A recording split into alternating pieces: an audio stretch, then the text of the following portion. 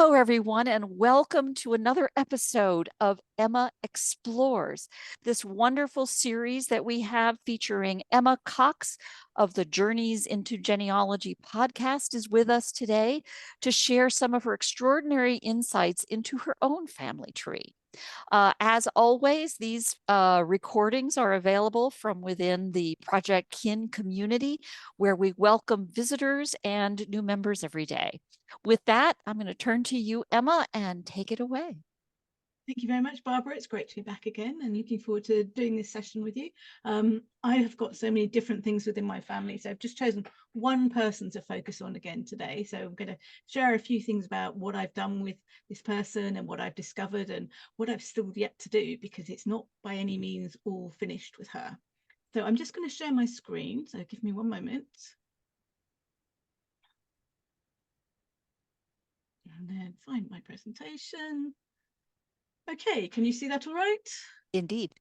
Okay, so let's go. So I've entitled this one An Ongoing Mystery and a Brick Wall, because it's been both and it continues to be the first, but hopefully not so much of the latter. So for anybody who doesn't know who I am, my name's Emma Cox. I'm a family historian based in Kent in England and a genealogist and a Huguenot descendant via my father's mother. I help people find out about their ancestors, put together family trees and charts, investigate DNA, find living relatives, edit and write books, and take people on tours of places their ancestors lived and worked, and lots of other things as well. As Barbara said, I've got a podcast called Journeys into Genealogy, and I interview experts and people with interesting stories to tell. And I think they're getting on for 90 episodes about a wide variety of different things on there now. So today, brick walls and one of the mysteries in my family tree.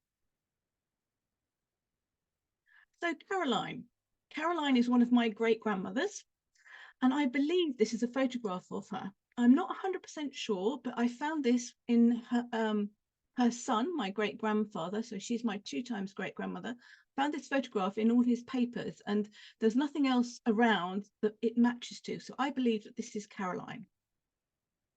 So, as I said, she's my paternal 2nd times great-grandmother, and she is a bit of a mystery. First, really basic part of the mystery is, what was her name? I mean, we tend to think of, we're given names and we generally stick to them nowadays. We don't change names midway through our life unless we have a fairly good reason for that. And we generally know what our name is and those of our closest ancestors. So Caroline has had various different names. So the first record I found was Catherine. Then I found one for Caroline, then Caroline Edith Mary, Caroline Edith, and Edith, and Caroline after Edith. So that's not necessarily, that might not be all of them. Those are the ones I've discovered so far.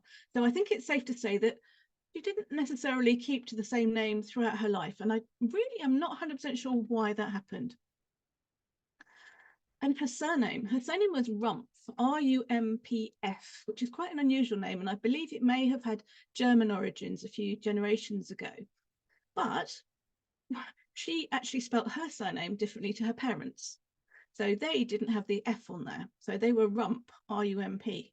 So when I was looking for her and them, I had to contest with what is her first name or middle names and what is her surname. And the records that I looked through, there were just so many different ones with lots of different information on them, contradictory information. And when was she born? So with doing my research, various different things came up with a date range of between 1863 and 1868, so roughly 5-year age range. She was not baptized when she was young, so there's no baptism records for her as a child. She's the youngest of 5 children, and her eldest sister is 19 years older than her.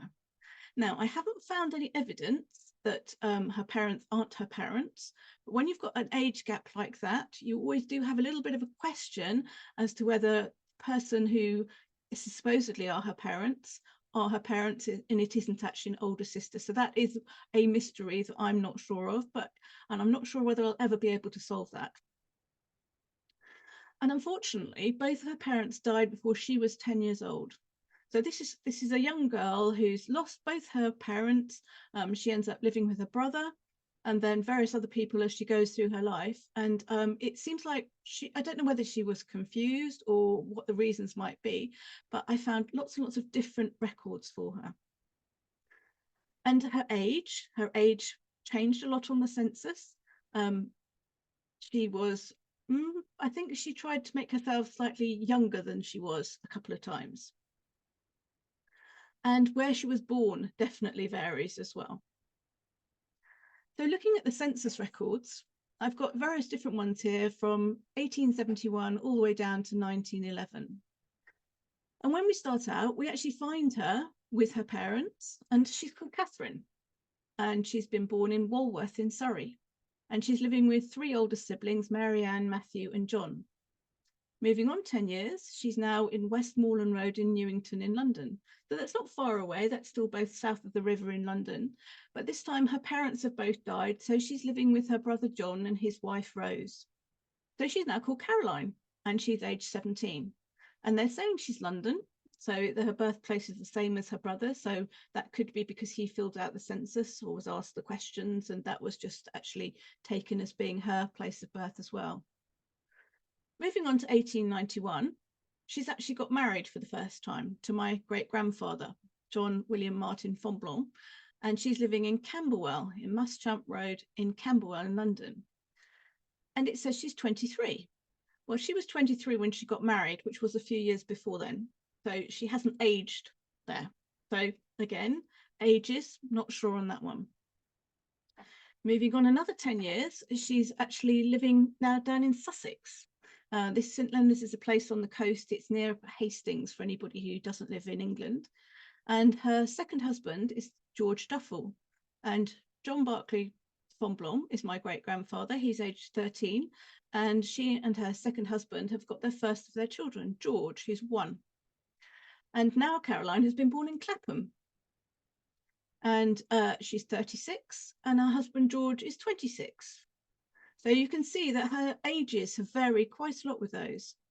Moving on another 10 years, and unfortunately her second husband has died. She's still living locally, so Bexhill and St Leonard's are actually quite close together. She's now known as Caroline. She's 46, so the last 2 censuses have been consistent with regard to her age.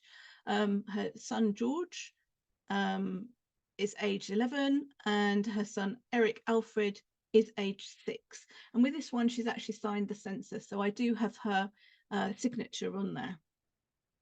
But it just made finding her and finding it just difficult when you're actually looking for things. So where was she born? So according to the census records there, we have a choice of London, Clapham, Walworth, and also Norfolk is a possibility. I did find some records which refer to Norfolk, and that's where her father's family came from. So it is possible that there was some sort of link to Norfolk there. And one of the things that is possible when you're looking at things is areas tend to get, the geographical areas get bigger sometimes on the censuses.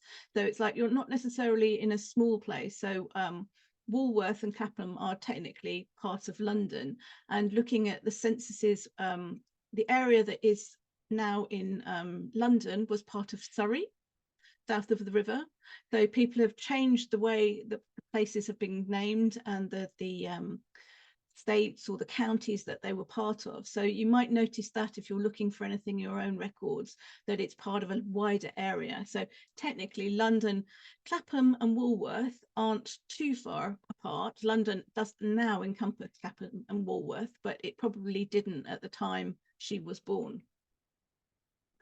So just a little recap there. So we go from Lambeth to Newington to Camberwell, then on to St Leonard's, and then on to Bexhill.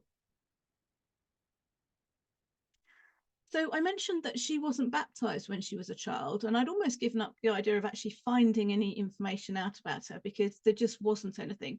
There were a few people that I'd looked into that I'd discounted, but I couldn't find anything out about her. I found one named Edith, age 23, on the 26th of October 1886, and with a birth date given as the 16th of May 1863. This is her. So she's gone from being Caroline she's gone from being Catherine to Caroline and now to Edith. Her parents' names are Matthew Smith Rumpf and Rebecca Lovering, and she is spelling it with an F on here. So that's how she referred to her surname. Other spellings, like her father is Matthew Smith Rumpf with just a P. They're of 52 Long Lane, and he's a gentleman deceased. So this is, I'm fairly convinced that this is her. It seems to match up. There aren't any other children of Matthew Smith Rumpf and Rebecca Lovering that this would actually match. So I believe that this is her baptism as an adult.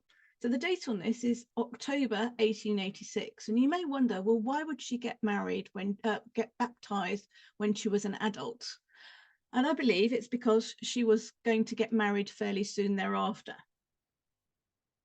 So a few months after this, she actually marries my great-grandfather. So he is John William Martin Fonblanc, and she's Caroline Rumpf. On this, she is 23, and I don't know if anybody can see his age.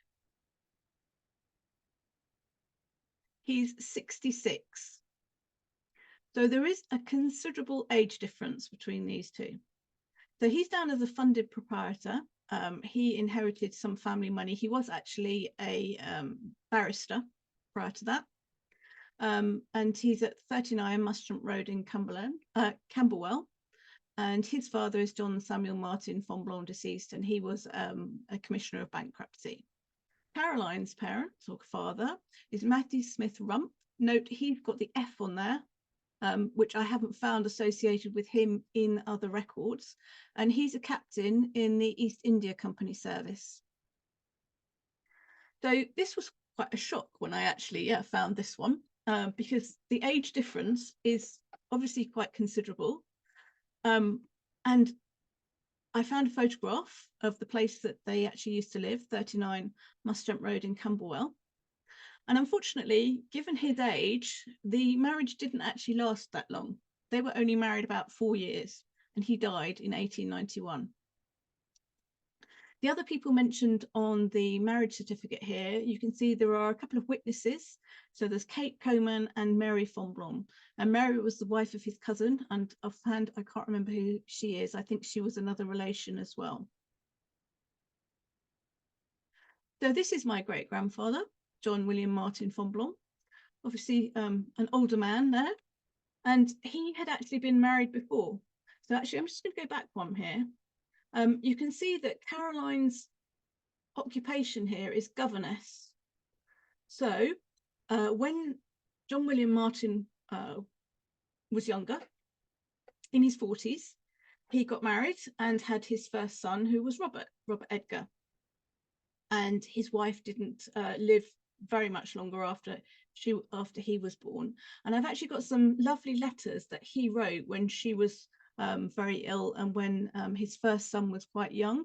They're small little handwritten letters, and they're between him and one of his wife's cousins. So it talks about the little boy and her not being very well. So I was wondering whether she was a governess to the little boy, but the little boy had grown up by this point. He was about 19. So she must have been a governess to somebody else. So we've got John William Martin Fonblanc. As I said, he died in 1891. And then she was on her own for a little while. I don't know what she was doing. This isn't the time when you'd find another census record or anything like that. So it's actually really difficult to trace her for that 6 or 7 year period. However, she must have met her second husband, and she must have moved down to either Kent or Sussex, because I believe he came from Kent originally. His family is from Kent, and his name is George Duffel. So she's gone the other way this time. So rather than her first husband being approximately 40 years older than her, she's now gone for her second husband, who's about 10 years younger than her. So he's a motor mechanic. And unfortunately, he died after an operation to remove a goiter, which is a lump in your neck, in 1909. And I looked for him on the British Newspaper Archive, and I found a couple of articles. So this talks about his death after his operation, and the fact that he went up to St Bartholomew's Hospital in London, and says who he worked with, which was a partner in the firm of Pullum and Co. Motor Engineers of Sackville Road in Bexhill.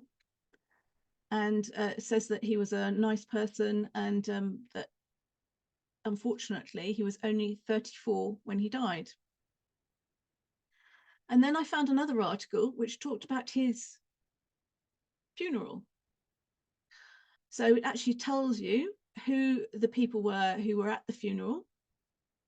It mentions my great-grandfather. I did want to point this out, Mr. J.B. de Fomblon, who was a stepson.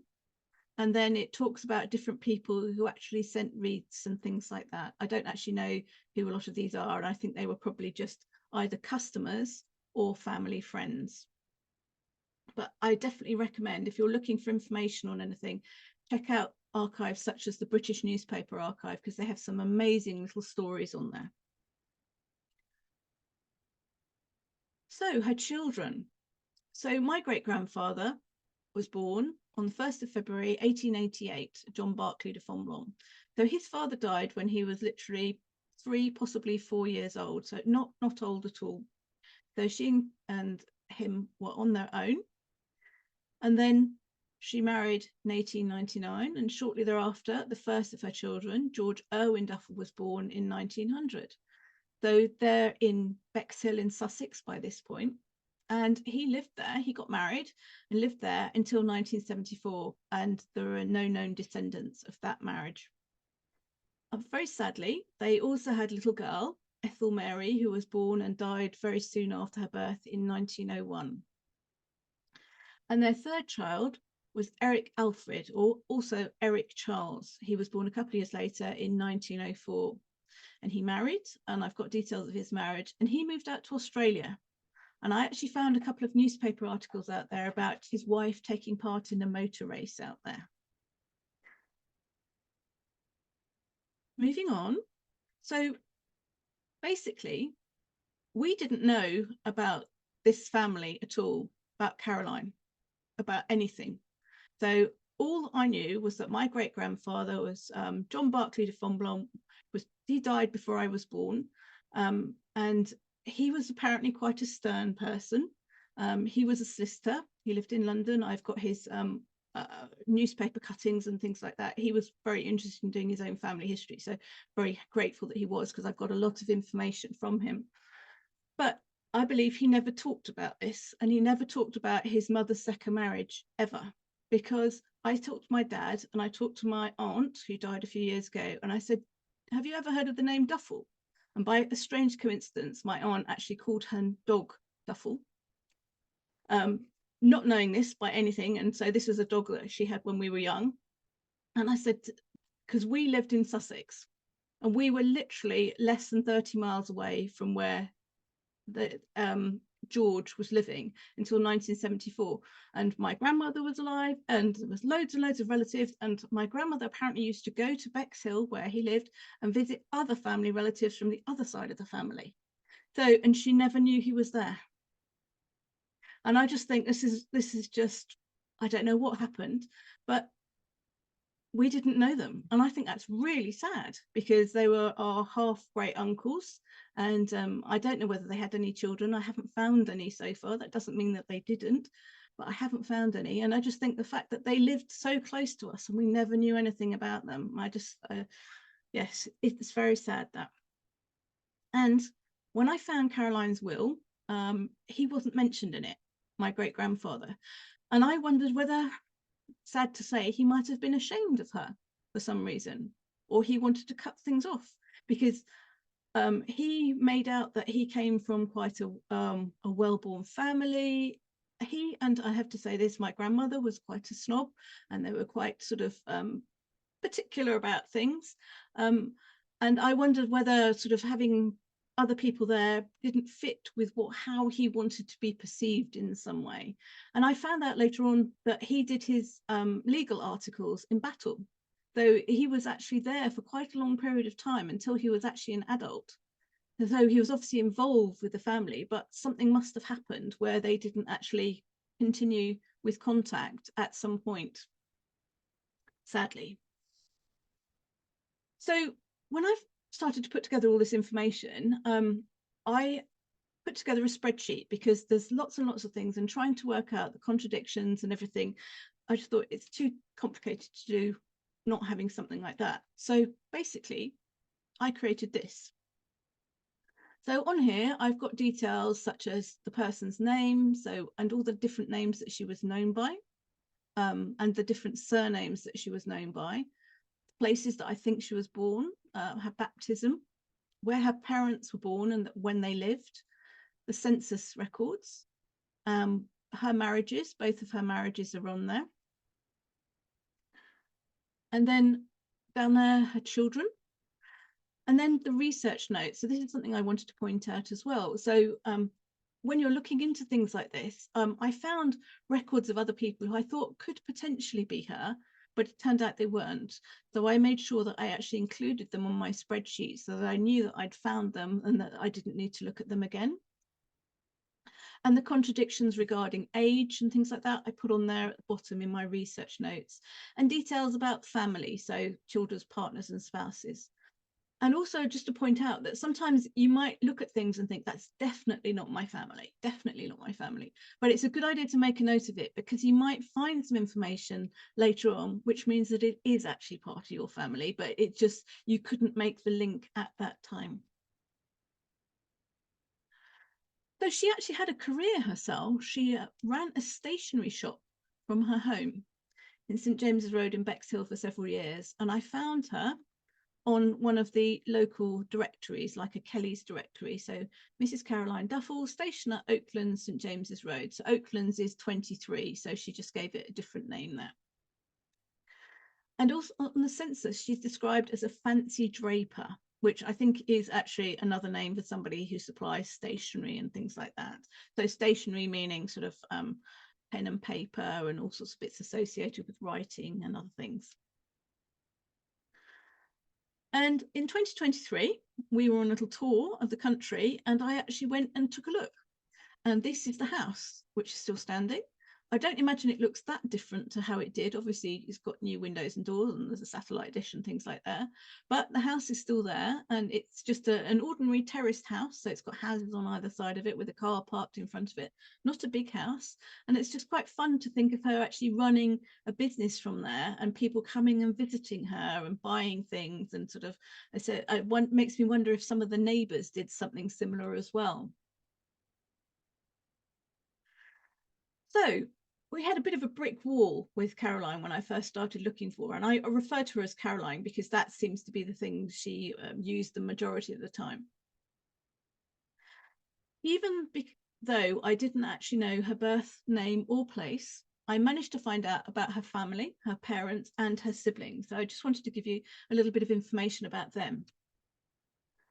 So Matthew Smith Rumpf, he was born in Norfolk in 1809 in the East India Company as a sailor, and he worked his way up to a captain. And I've managed to find at least 3 generations back of the Rumpf family in Norfolk, and it goes back to a paper mill somewhere, which is quite interesting to find out a little bit more about that. And then there's a Reverend Rumpf, who was a curate, and he spelt his with an F, and the other ones didn't. So there's sort of, when I found him quite early on, and I couldn't work out how he was connected, and then eventually did actually work out, okay, he's he's a cousin, I think. Her mother came from Devon, Rebecca Lovering, and I don't quite know how they met. They were in London, obviously, at the time, but I don't know why she would have come up to London. And I've done some information gathering on her, managed to go back 2 generations, but there's a lot more that needs to happen with her. So she's comes from North Devon now. So Caroline's sister, so their eldest daughter, Mary Ann Rumpf, married a man called George Hole and went to live in Missouri over in America. So there are Rumpfs out in America. Or actually they're Holes rather than Rumpfs. Her brothers Matthew Smith Rumpf, named after his father, and John Rumpf, they both married and stayed in England and had quite large families, so several children. I think they had at least 6 children each. And so there are quite a few descendants of them around. And there's another sister, a Mary Jane Rumpf. I don't know what happened to her, whether she died when she was a child or anything. I haven't found out very much information about her. So she's one of the people that I do actually want to go on and do a little bit more digging on. So, Caroline's death.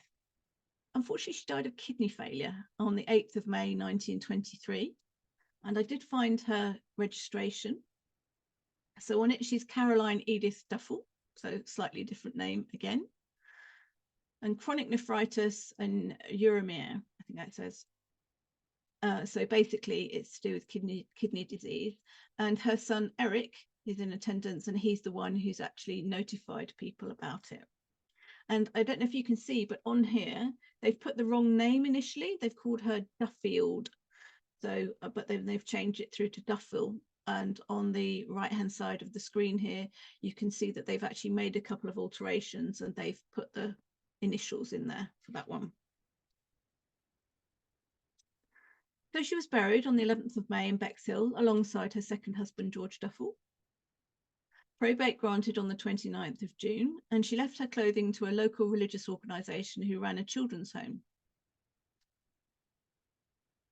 Now, before I go to conclusions, what I want to do is I just want to share a couple of things with you. So I'm just going to go and find. This is her will. So, be it known, Caroline Edith Mary Duffel of 23 St James's Road, Bexhill, in the county of Sussex, widow, died on the 8th of May at Hastings in the said county. And the public trustee is the sole executor. So this is written on a standard template here. And she left £240, so not a great deal of money.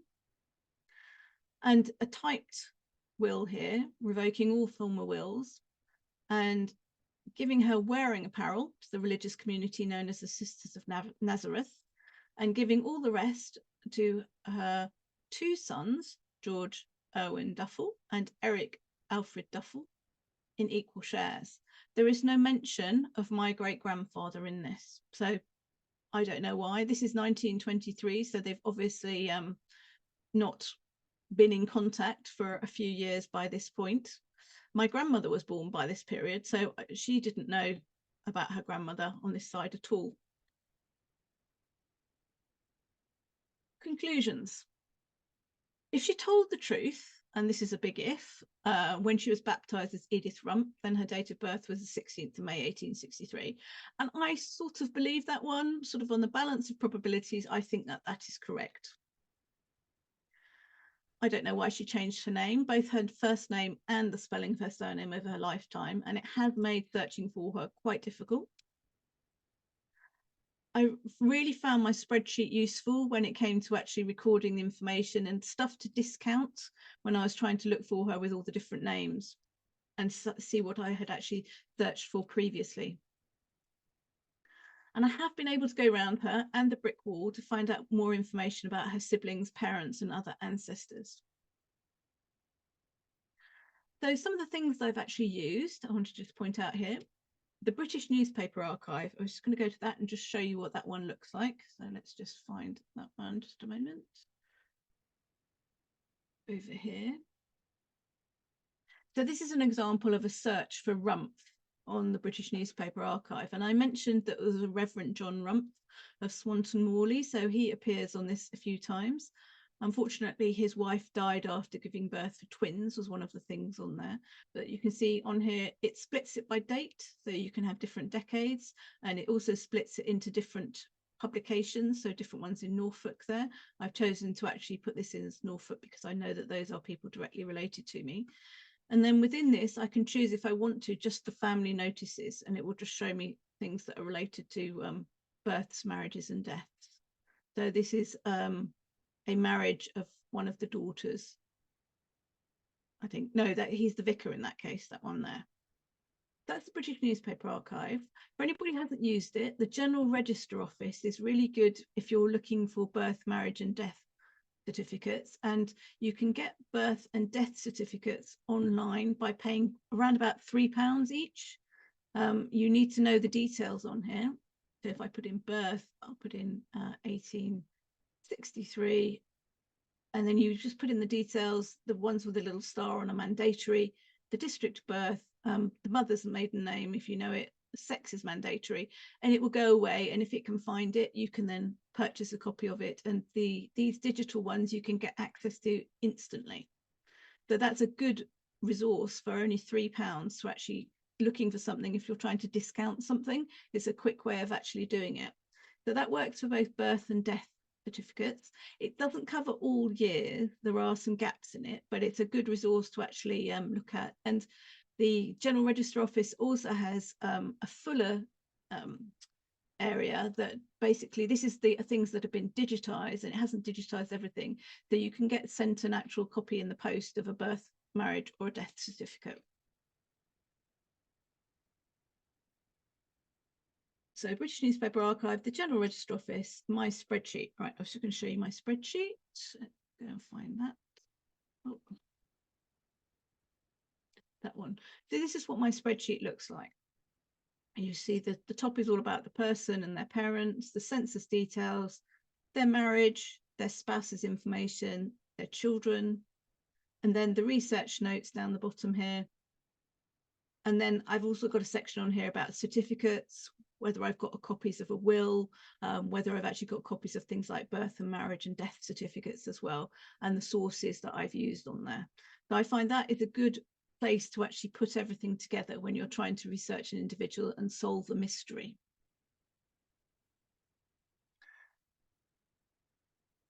So, any questions?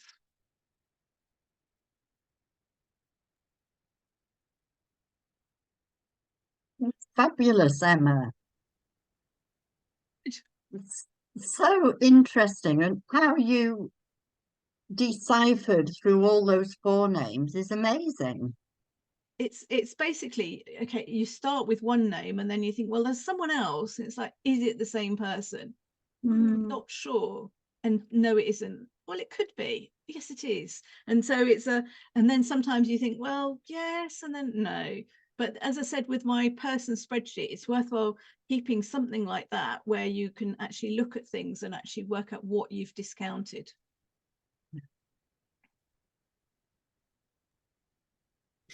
Emma, why don't we go ahead and take down the slide? Okay. We had a little chit chat about the term spinster, which here I was just, it's a really negative term, at least for us here in the US. And I was rather shocked. And Jude set me straight that it was pretty common in the UK. A quick look tells me that they changed, at least in some regions, in 2005. So perhaps in more modern terms, it's not used that way. I don't think it is ever used that way in the US. It was a little shocking for me. Separated by language again. Yeah, bachelor and spinster are just how things have always been referred to. So it just means that they're not married. Yeah, you would never see America's, what do they call that show about the Bachelor TV show? You'd never see that about a spinster here. What do you call an unmarried woman then? An unmarried woman. And it has nothing to do whether she's ever been married before. It's just she's unmarried. And would try not to even have a separate word for men and women, I think. They are unmarried. Anyway. We get widower. We do have widow and widower. Yeah, we do. I don't know if we ever get divorced. I don't think that would appear, but yeah, I think it does. Does it? Occasionally. So. We use divorcee. I don't think that's common though. And I don't know that that's it might female. become more common. I apologize. Mine says, for me, single. For my husband, previous marriage dissolved. So no, it doesn't say divorced. Interesting. Interesting.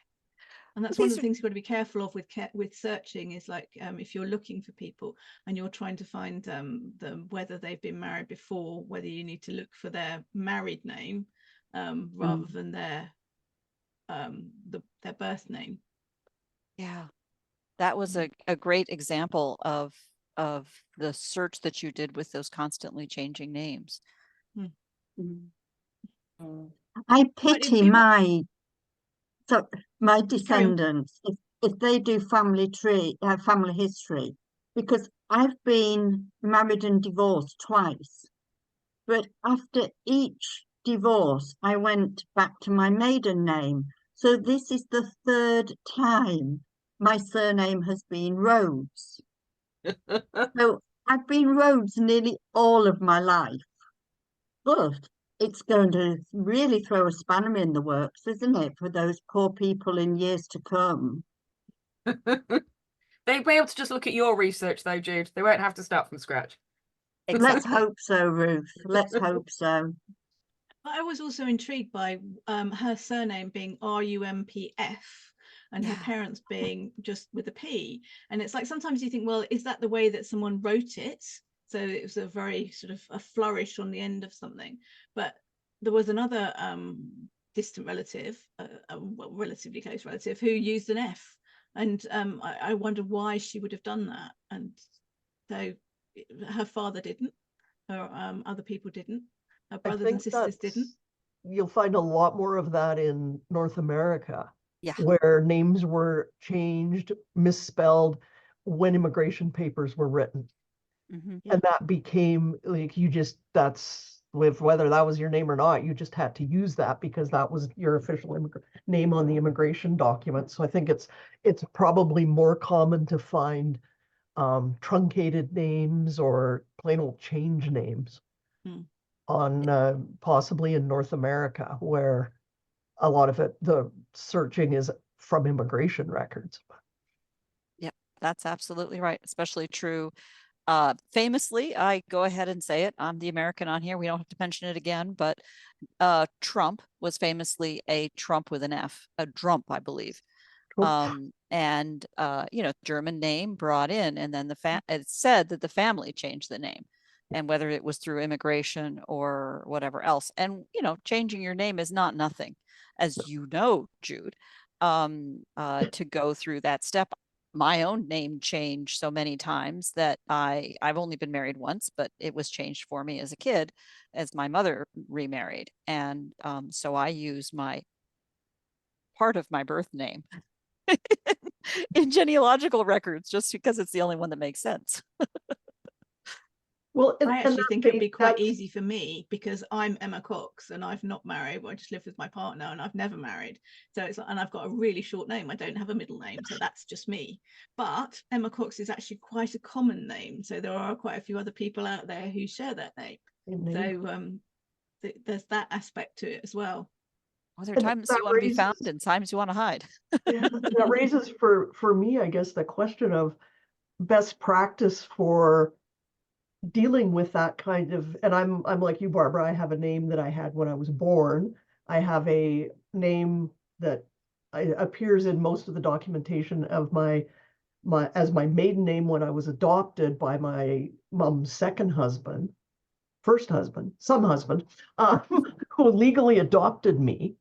But and then I have my married name, which is Stone. And so it becomes a question of what name do you use as the base name in Family Search, for example, Ancestry? What do you start as to make it easier for people to track down later? Yeah. I suppose your birth name. That was my logic. But it's an interesting problem, like adoption and surrogacy and all of these new IVF, all of these new forms that we're looking at going forward. We had a wonderful, actually, it's been a continuing series that Carrie Carney has done for Project Kin, talking about burls in family trees. It's not always exactly as straightforward as its model defines it. And it gets complicated, it gets swirly. And from your story here, Emma, I can see how it may very well have always been swirly. We just papered it over with not talking about it. I think we also have to, what Kathy was talking about, contending with literacy and things like that, and people's accents, how people spoke, what was actually heard versus what was written. If people couldn't spell, then sort of who knows what was happening. And the fact that names sort of haven't really been standardized so much, certainly surnames and things like that, sort of probably even the 1950s in a lot of instances, and spelling of different things. So it's relatively recent that people are doing that. That's a really good insight. Yeah. I mean, we see that with languages, again, with immigration here, in the Americas. But I think that point about spelling and so on is an interesting one. I think particularly you've got to be creative Eastern European immigrants, for example, that where the spelling when you came and it was like, well, we don't know how to spell.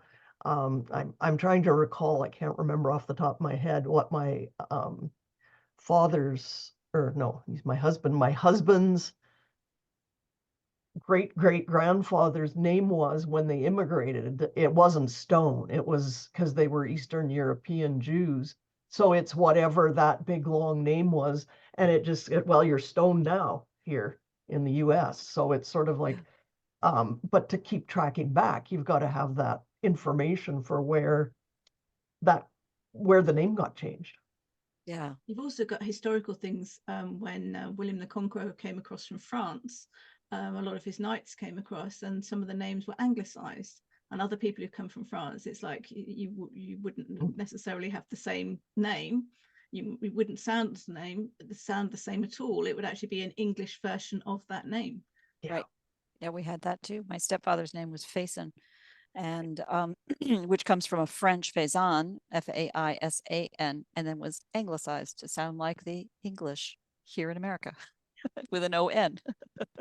Just it gives, as you say, little wrinkles and burls for people when they're trying to find things, doesn't it? You've got to be clever, because sort of looking in this family tree, so the family surname is Fonblanc, Fonblanque, and the opportunities for that to be wrong are endless. And Right. even the censuses with my great grandfather on them, I managed to find it, Fonblanc, and so it's like you have to use your little wild cards and things, and I note down, that's a tip for anybody, note down all the different spellings that you come across of the names you're interested in, and then you can search for those as well as searching for your original ones. Yeah. My Huguenot family name was Jaques, similar kind of thing, coming in from France, and it was Jacques, but then gets to America. Pretty soon it finds its way, to your point about regions changing. It took me a long time to discover that Indiana was like everything to the left of New Jersey-ish until it becomes like 6 states. And so, yeah, Jacques becomes Jaques and pronounced Jaques. I was doing a talk with Ruth Wilmore on my podcast recently about Australia, and she was saying when New Zealand was first settled, it was technically part of Australia. Ruth Graham. Sorry? Ruth Graham. Sorry, Ruth Graham. So Ruth Graham. Sorry, got the wrong Ruth there. Ruth Graham was saying that when Australia was first settled and New Zealand was first settled, New Zealand was actually Australia. There wasn't a separate thing. It was all part of the same area. So if you're looking for information and going that far back, you're looking at Australia, not New Zealand separately. So are there New Zealand records in the amazing trove in Australia? And in the archives. Yep. Wow. Wow. What a wonderful example. And there are records from all sorts of different places. So you find records from South African soldiers and people in Trove, apparently, from when they went to fight in the wars over there and things. So there's all sorts of different things. So Trove's a really good resource. Wow.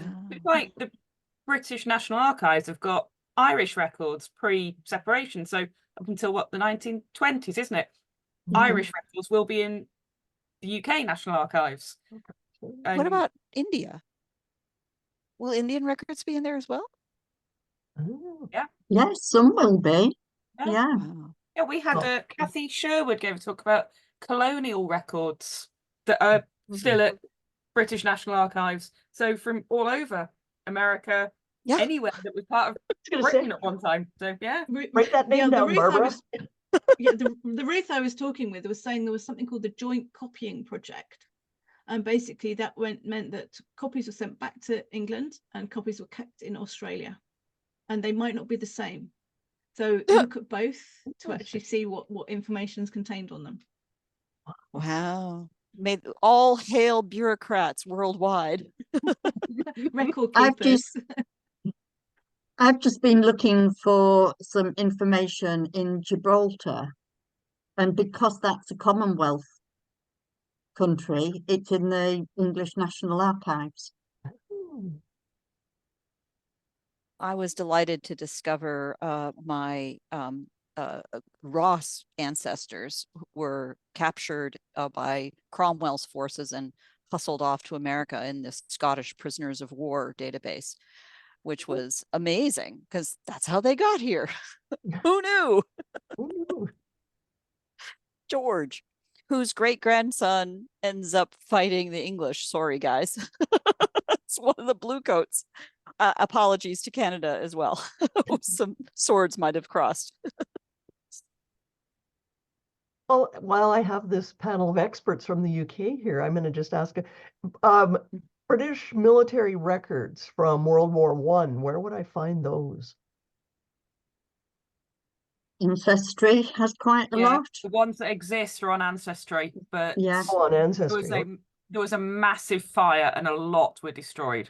Ah, Worthwhile looking at places like the Imperial War Museum as well, and seeing if okay. there's anything Yeah, there. that's a good idea.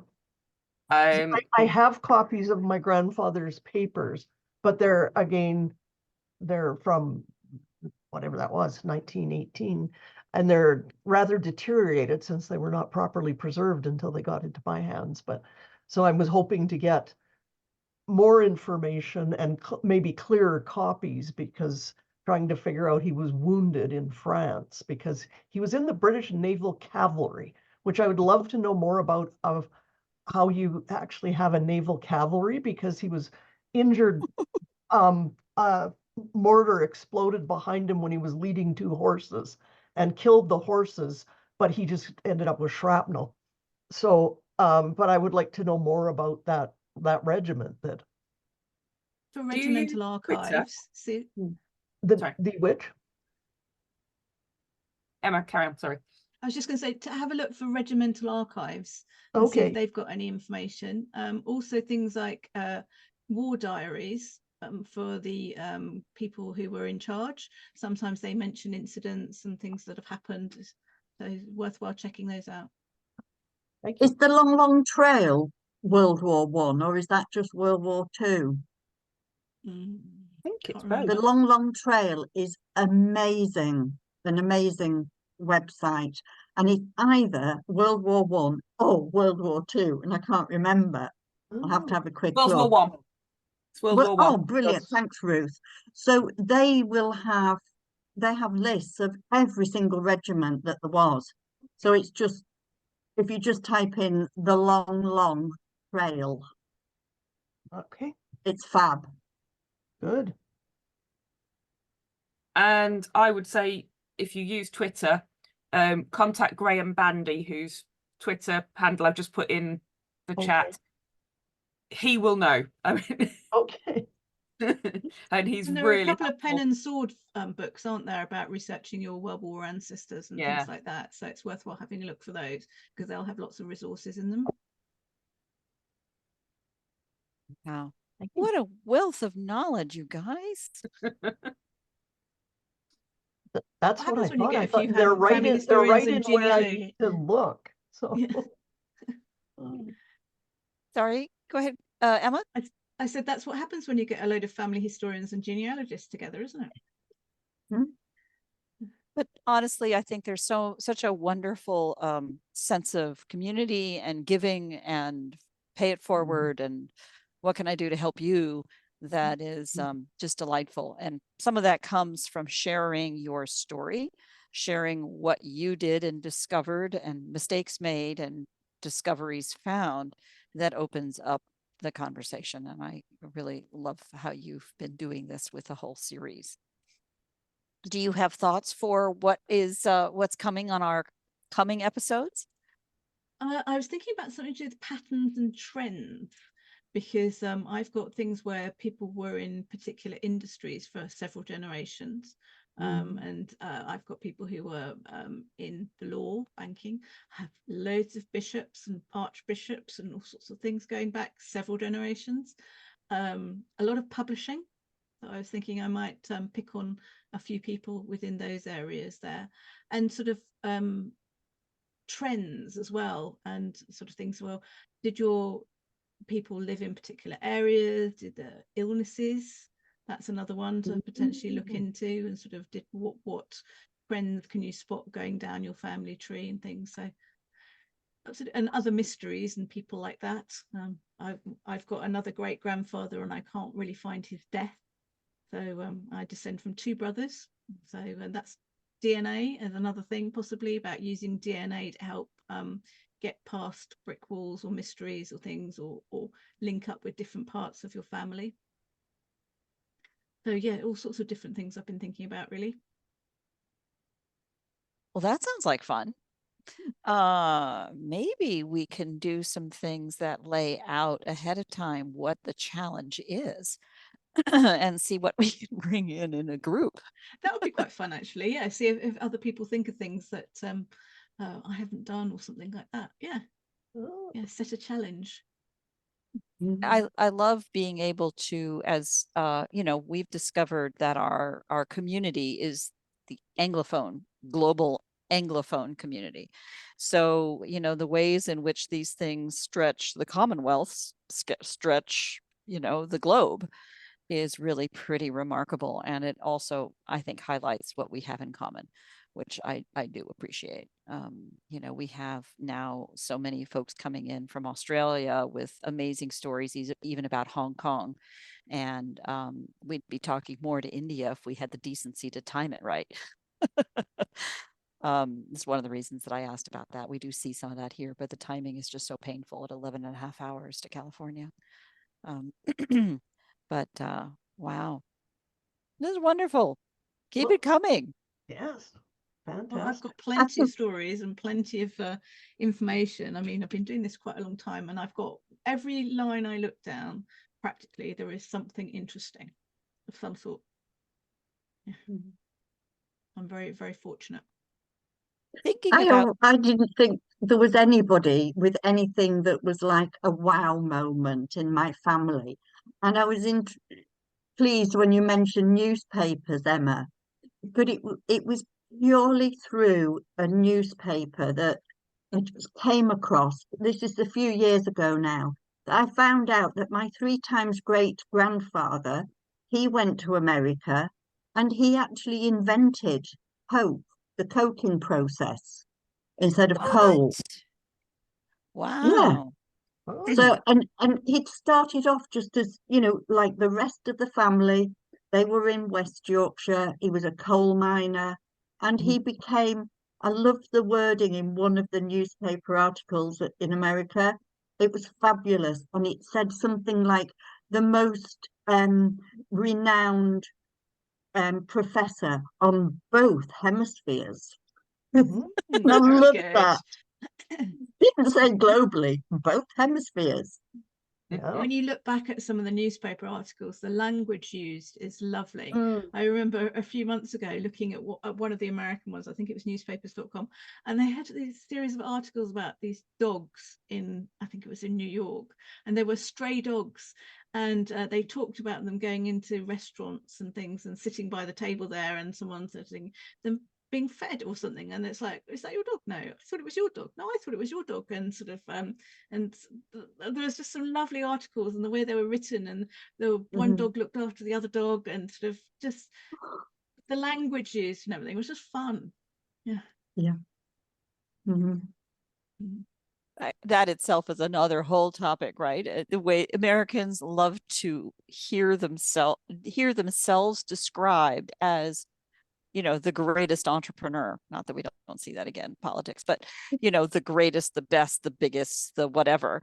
And newspapers, because of course they can be paid off to write nice pieces, love to aggrandize and celebrate that, as opposed to the what we see as much more quaint modesty and understatement and, you know, stiff upper lip and so on that we project to Britain.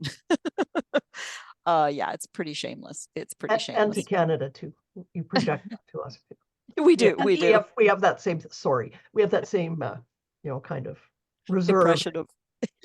It's And true. each newspaper has its own style and Oh, way, yes. way of writing things and everything. So I've said earlier on, I've got my great grandfather's press cuttings from some of the trials and things that he did, and also things that he was interested in. So this is from the 1920s and 30s, so I think I've got 3 of them.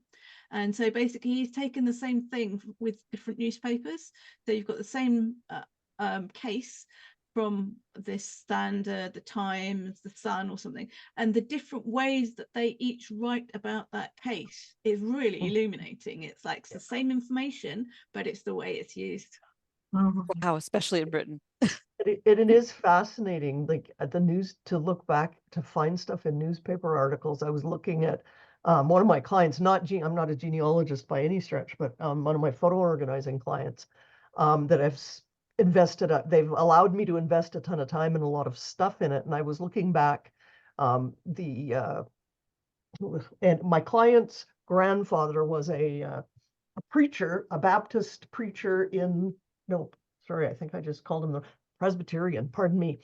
And I was Googling his name, looking for various articles, because he was known for opening new churches in new places. Like that, if you wanted someone to open your church, you got Reverend Estes to come and do that. And the amount of stuff, when I thought I was on the free newspaper.com weekend, which then turned into a paid subscription, of course, but that's why they have that. And to find all the different articles, and I'm amazed, because this is back like early 1900s. And I just thought, you know what, I'm enjoying reading about them, and I'm going to just add all that to their collection, because they won't have it. You know, we have a lot actually, I started off trying to find a newspaper article that I have the original from 1910, but it's disintegrating so badly that I'm like, well, what do it's scanned, but the scan has big holes in it where there's pieces missing. And I thought, it'd be nice if I could find like a copy of that article, which I haven't yet, but it's fascinating to read all the things that he did. And he was a copious he was a genealogist's dream. He kept written records. We've got 6 books called the Pastor's Record Books. And he wrote down every single sermon he'd ever delivered, what it was about, the dates. In the backs of them are every baby he baptized, every marriage he conducted, every funeral he conducted, the names, the dates. And I'm just like, oh, people love. I said, you need to give these books. They don't need to keep sitting in a box in somebody's house or basement. You need to give these to, be it they were in Texas at the time. So, but it was just like, wow, this is incredible. Like what a find for anybody trying to research back then. It was just like, wow, where do Sounds I like a great resource, a project for somebody to help transcribing all of that and making it available online. Brilliant. It's also a great example of how an ordinary list diary of what I did today, what happened yesterday, is so incredibly powerful to hook into other tidbits. Linda, we've talked about your grandmother's diary, and Linda turned it into a poster for her siblings about what happened on the day what her grandmother said on the day they were born and the day they were baptized. And it's so charming because of that.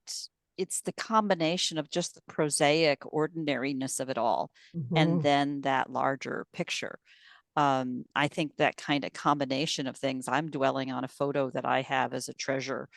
You all who knew me with Ponga would have seen it 100 times. I call it the Harger family picnic. Why were all these people here? What was happening? And I'm by the dates of the children, I'm pretty sure it happened in 1918. And the first question I had, of course, is where are the masks? And the second question I have is, why were they there? I now know where the photographer and the wife, who's staring right at the camera, her husband, they lived in New York. So in 1918, to get to Abilene, Kansas, where everybody else probably was, why? So yeah, newspapers, it dawned on me because my grandfather was the newspaper editor in that town. So what was happening and why didn't they write a story? Good stuff. Good stuff. Well, and I think it goes back to what we talk about all the time with stories, is you can find explanations in one of a tragedy in our family. I was looking up information for my cousin because it was her father that was involved in this tragedy, and it was kind of one of those things. He was actually killed by the police while robbing a bank. So that sounds like he was a horrid man, and this is her dad. And so that was my first foray into newspapers.com. And in all the articles I found about it, looking reflectively backwards, I think possibly somebody overreacted when they shot him, but also it was obviously he was having some kind of mental problems because he went into the bank wrapped up in he had a woman's skirt on and not a mask, but a weird hat and something. And so obviously he was having some kind of a breakdown. And he essentially walked in like and we're talking small towns. And so that was able, I think, to give some thing that's a little bit of peace to know more about the story, because at the time it happened, it was in the 60s. I was probably about 6 years old when it happened. She's younger than me. And I had heard the adults talking about it, and it was like, well, we can't tell the kids. We're not absolutely can't. We'll tell her because she'd have been 4 or so at the time. We'll tell her that her dad died, but we can't say what happened. That's just, it's a big secret, and we'll never talk about it, and we'll never speak of it again, to have the stories. And so you have this impression, which I grew up with, and thinking, okay, that's all I knew about him was my uncle was a bank robber. But really, other than like, he obviously had a couple bad days there, but he was a good guy. He was a good guy. He was a funny guy. He was a dashing looking guy. And it adds that dimension to find out more out of the stories. That I was amazed that it was all how much stuff I found in because my parents grew up in small towns. I was amazed at how much stuff was in the papers from all sorts of things like, so and so won the prose writing contest and all sorts But of. they love their little stories, don't they? It's like it's really local news, isn't it? It's the people that it's your friends, it's your neighbors, it's everybody. It's finding out all about what's happening immediately around you. And it gives that glimpse into what they were doing that otherwise you don't know. Like when you're talking about people who are gone, trying to find those stories about what they were like and what they, what kind of things they did. If everybody's gone that knew the stories, you don't have them, but it's to find those little things like, oh, they were in an essay writing contest. It was cool. Or they won a prize for doing something. Or yeah, exactly. Or they invented something famous. Exactly. I've got one of my ancestors. So of the my great-grandfather's sister-in-law, so his half-brother's wife, she invented some sort of closure for gloves. So obviously they used to wear gloves a lot. So something to do with some sort of closure. So there's a patent for her. Wow. So, and I found a couple of others for different members of the family for doing different things. So that's something quite useful, worth looking for. Yeah. Very cool. When I told my mum about it was my grandma's uncle, so my mum's uncle, who became this professor. And when I told mum that I'd found all this information and it was definitely the same person, my mum said, but even grandma didn't know about this. People moved countries, lost contact, people maybe couldn't read. And so it was this revelation in just, my mum's generation of finding out about her great great uncle. Yeah. So these stories do get lost, don't they? And thank goodness we're around to bring them back. And record them. And record them. Exactly. With that, I'm going to hit the stop button to the recording. Thank you, recorded community. And we're going to keep on going on our chat here. Thank you.